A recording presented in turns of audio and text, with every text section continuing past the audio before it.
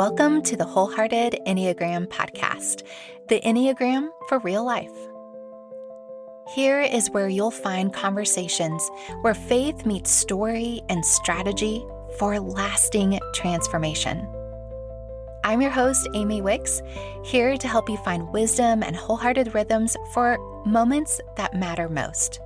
Whether you're learning your type or deepening your spiritual formation, these conversations will remind you that the Enneagram shines a light, but Christ is the transformation.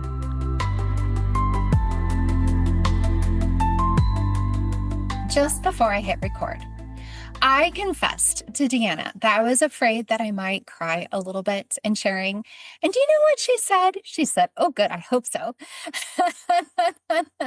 So that's where we find ourselves, friend, as you are listening to technically part 2 of our Enneagram 7 conversation. Last week, Deanna and I gave a high view of the Enneagram 7, core desires, fear, longing, some spiritual direction, insight.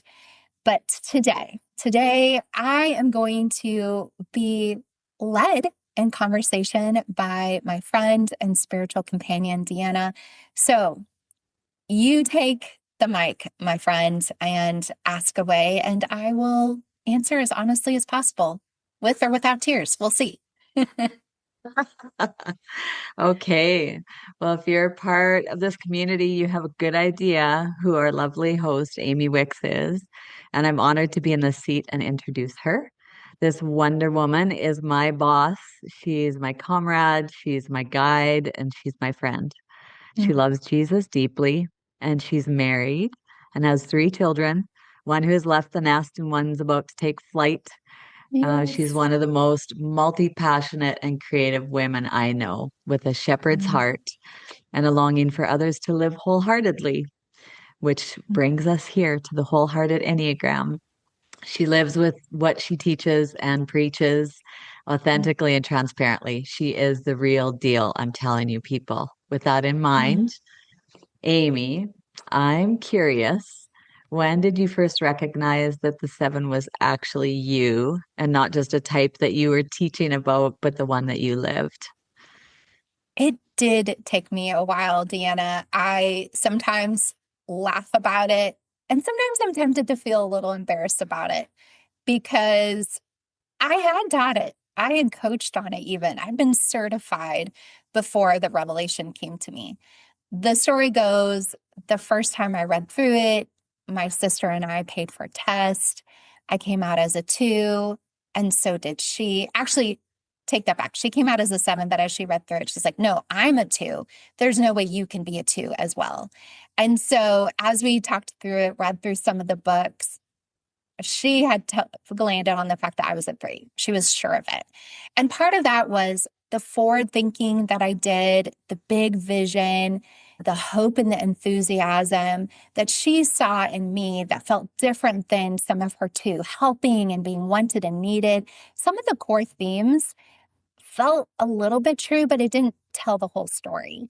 And it took a really stressful season, to be honest, is when we got a puppy. Because those of you who have ever had a puppy before, if you've had a puppy, you know what I'm talking about here. But suddenly I was thrust into very similar type of experiences when you have a newborn. You're not sleeping through the night. You're sleeping on the floor next to them, hoping they're sleeping. You're responsible to clean all the poop and the pee. And suddenly my very comfortable, a little bit easygoing, because I can't remember what my youngest one was, but he was like clear past this stage. But suddenly I was thrust back into, I am so limited. And I was so frustrated. And I was feeling like I'm the only responsible one here. And you're taking all my fun away. And this was supposed to be an amazing gift for you. And yes, so I won't tell you the whole inner goings on in my head, but there was something about that experience. And I remember exactly where I was walking the dog when all of a sudden something clicked where I just had this epiphany. Amy, you are a 7. And it was part of tracing the stress line, but I found myself saying something aloud that I'm like, that is not a 2 or a 3. That is a 7. So I parked it, admittedly, didn't tell anyone about it. And I think I spent a little bit of time finally looking at it because I didn't know what to do with it. I'm like, what do I do? I've been teaching this. I've told people that Mm. I'm these other types. And part of the struggle here, I'll tell a little bit more, but that was kind of the aha, was that stress line. And as I dove into, especially the subtypes of the seven, it really started to click for me where I felt that, oh, this is my diary. These are the words that I've written. This Mm. is true of me. No one else could know this or be able to decipher my inner world quite as much as the things that I was really diving into deeply for the seven. Okay. Well, who knew Hope the dog would bring such revelation? Right? A Yeah. little stinker. She's good. There's a lot there with her. Well, that's great. So when you finally landed on the seven and knowing what you did know about it, and I'm sure even thinking you're like, oh my gosh, I didn't even know what I was kind of thing. And I think that brings a lot of shame to people when Mhm. this is such a process. I just want to encourage people as Yes. they're listening that this is such a process.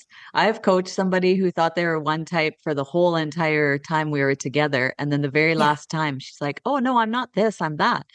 And we saw that too. I mean, they were both one wing or the other, but Mhm. it's tricky. So when you finally landed on the seven, what was the first thing you wanted to avoid about it? Well, two things. One, I had a family member that is a dominant seven that I was like, I am not them. And that it felt rude. And it just Mm. thought, no, I've tried so hard to be different. And this is telling me there's a lot of similarities. And that's not a new thing. I knew there was similarities. That wasn't a shock. It was that it's in writing that there's similarities. Mm. And the element that there's sometimes a flakiness with a seven. That felt really uncomfortable. And yet, when I looked at different themes and threads in my story, that did play out sometimes unwittingly, and sometimes it couldn't be helped. But I didn't like that trait. And I had felt like there was a lot about my life that I tried to do differently because of what I saw. But at the same time, I was like, that is there. And it's true, even though I have tried to work around it. Okay. So you've taught about reframing. Is that something that popped up in this right away, the pivot from pain to possibility, or where has that shown up in your life that it's cost you something?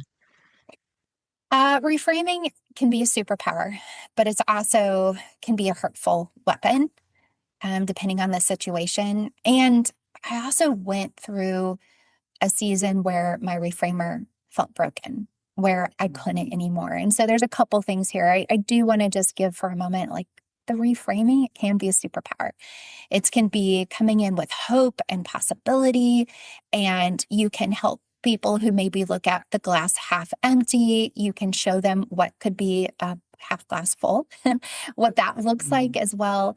Or even from the ideation and the imagination and the invention element. But the the reframing has been to spiritually bypass at times, spiritually Mm. bypass in other people's life or my own life, to where I would get frustrated and just say they must not have faith enough, or why can't they get this and just be positive and think positive, or even like how dare they lose hope. And may I even say my Enneagram 4 friends, or the people who probably were fours in my life and I didn't have language for it, where I would get frustrated and I'd want to push them out of the hard feelings or the grief.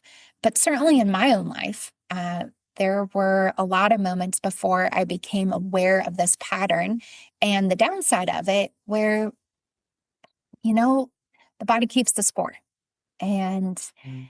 your heart and your head still keep things, even if you try to bypass it, even if you try to reframe it. Yes, God works everything for good for those who love the Lord, but not at the expense of our own healing and Mm. caring for the pain, validating the pain, witnessing the pain, working through that.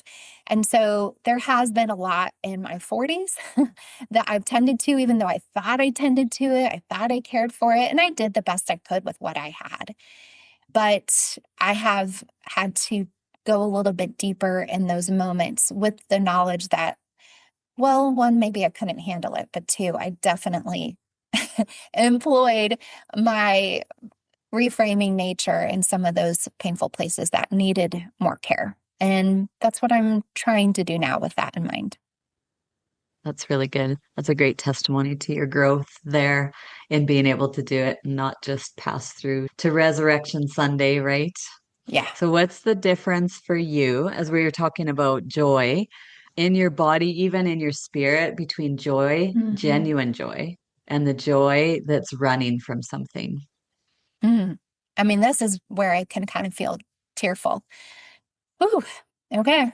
Not too long ago, not too many years ago, joy was my word for the year.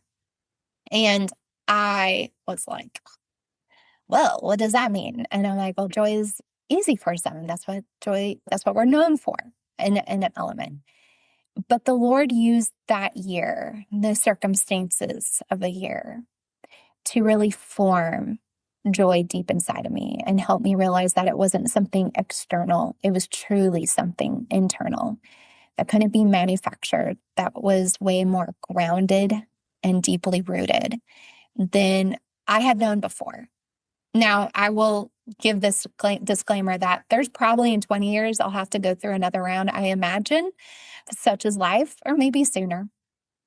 But what I am so grateful because there was an element where I went into that having lost some joy and it feeling way more darker than I liked or cared to admit. And so I wanted joy to be a da da da, everything is better.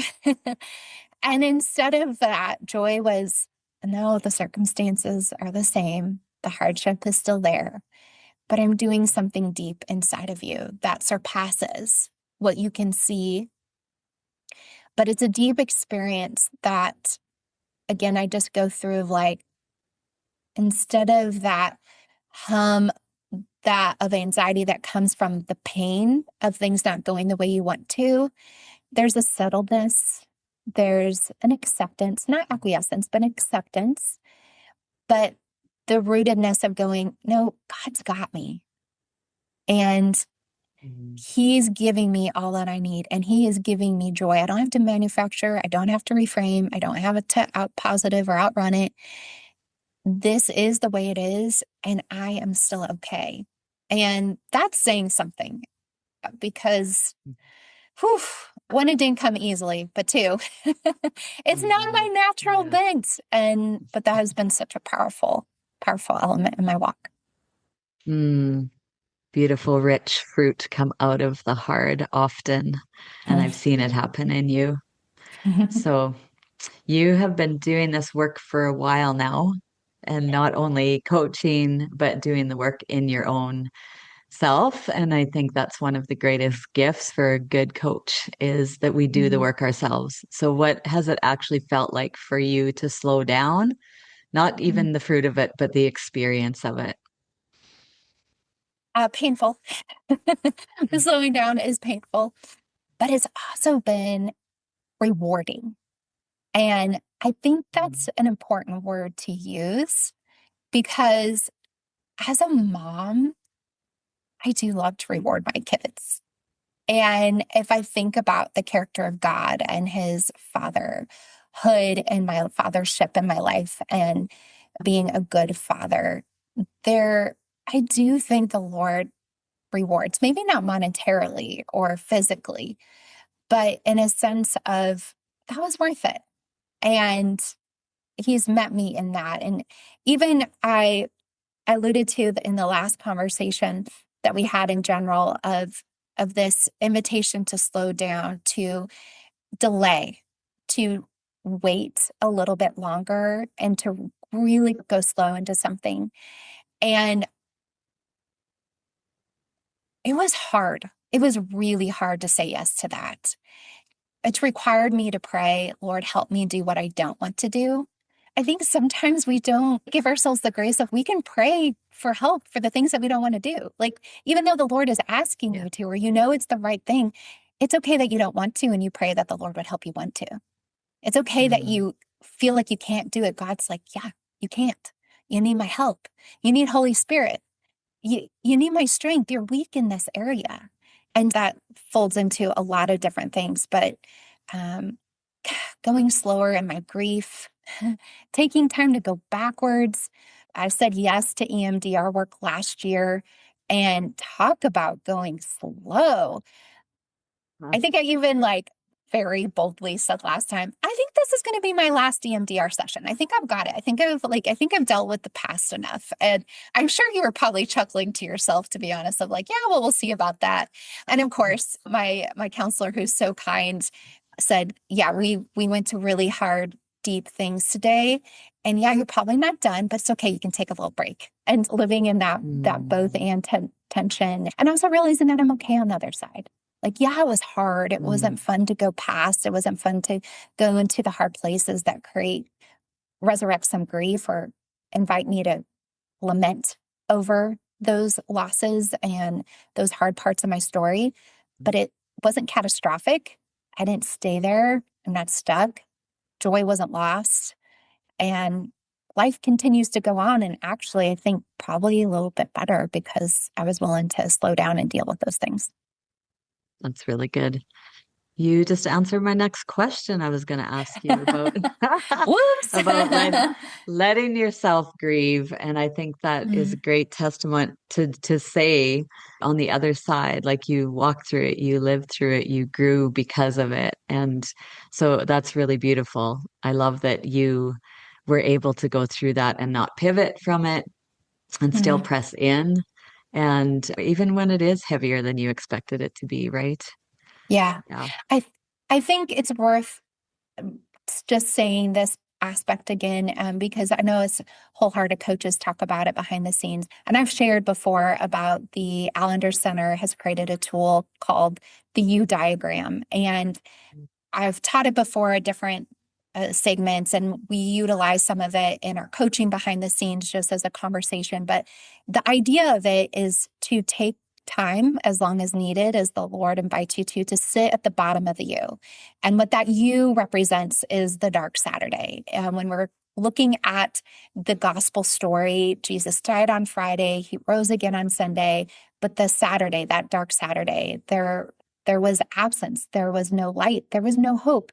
The story wasn't finished. And that is the last place an Enneagram Seven wants to find themselves. And I think that is it. That's the invitation is to go to those places. And what I can testify to is that when you are, whether voluntary or involuntary in those places, it doesn't last forever. But there's a lot of beauty that can happen from being willing to stay there as long as you need to. And then also go back there when needed to heal some other parts and care for other parts of your story. That's good.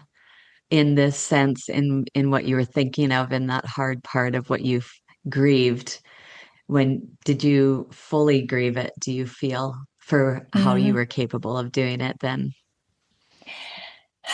Yeah, I think that's a great question because I what's fair is that there might be more grief that happens, or maybe the Lord will give me the capacity to explore.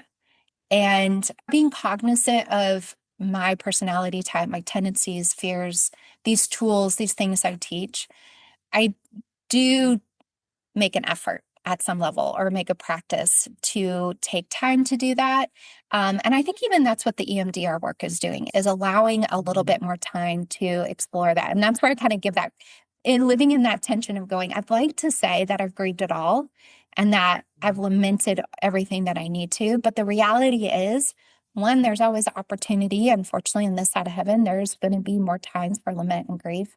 But there's also maybe more parts of the story that the Lord in his kindness is not pushing mm, on right now, or inviting me to explore, but maybe down the road as well. Does that mm, answer your question? mm. No, that's great. I think I Okay. just wanted to talk about the process a bit of it, how it, Mm, like you said, this side of heaven, we're going to be working, right? We're not going to be perfect until we get to heaven. So yeah, I for think that sure. no, that was a good way to show that. So let's go into where God has met you. and how you've learned to be still. So, Mm. where has God surprised you in the stillness? And what Mm. have you found when you stop long enough to receive it instead of plan something? Yeah, I will go back several years ago now. Thanks be to God. But it was just a season of deep loss and grief. And there's just this beautiful season that the Lord allowed me to almost like 2 to 3 hours of sitting in stillness with Him. And it ebbed and flowed. I would still had kids at home at the time, and there was still responsibility. But a lot of times I would wake up early and pretty early and just go sit. And sometimes with my Bible open, sometimes just with it on my lap or nearby and my journal there. And a lot of it, like the pen wasn't even moving.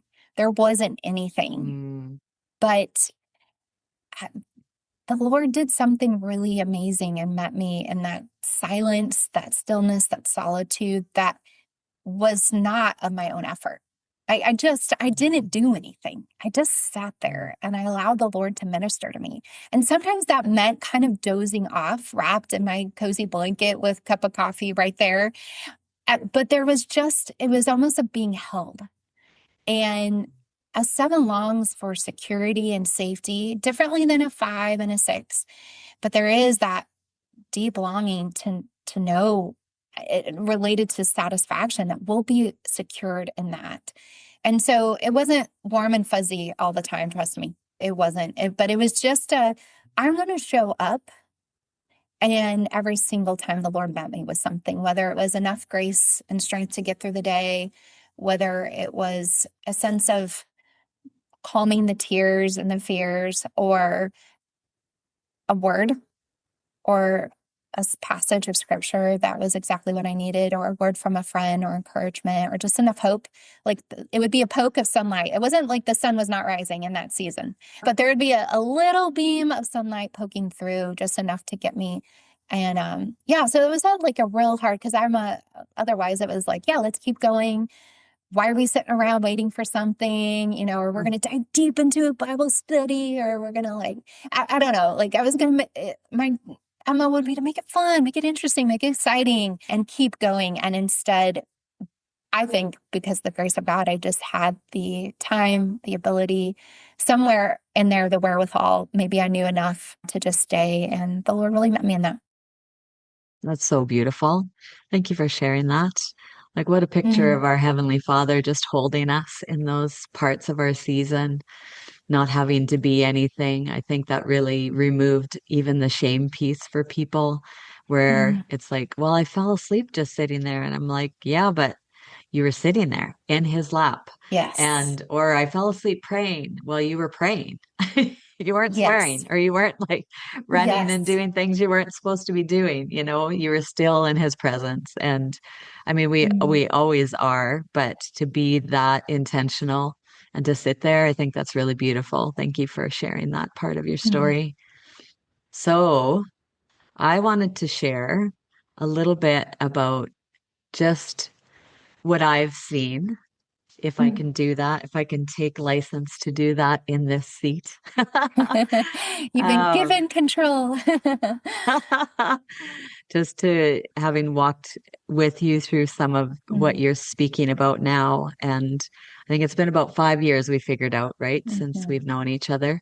And so, friend, it's really been actually an honor to watch God walk with you through some of these very dark seasons, these dark nights of the soul, but to hold tight to you, that He was holding you tight and that He allowed you to push and lean into Him. And I just have really seen you grow in the space of learning to take a breath before Mm. jumping, discerning before committing, Yes. believing in your voice enough to know it's valuable.